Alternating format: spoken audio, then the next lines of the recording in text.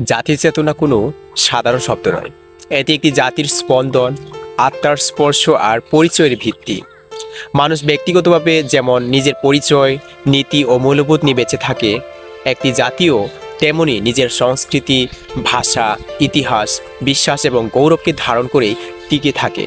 সেই সমগ্র মানসিকতা, অনুভূতি এবং চিন্তাধারার সম্মিলিত শক্তিকেই বলা হয় জাতির চেতনা। জাতির চেতনা তৈরি হয় যখন মানুষ তার অতীতকে মনে রাখে, বর্তমানকে সঠিকভাবে বোঝে এবং ভবিষ্যৎকে সম্মানের সাথে গড়ে তোলার স্বপ্ন দেখে।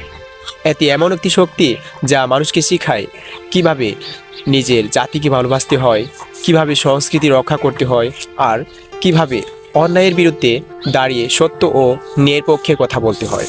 একটি জাতির চেতনা যত শক্তিশালী হয়, সে জাতি তত বেশি ঐক্যবদ্ধ, সাহসী এবং উন্নত হয়ে ওঠে।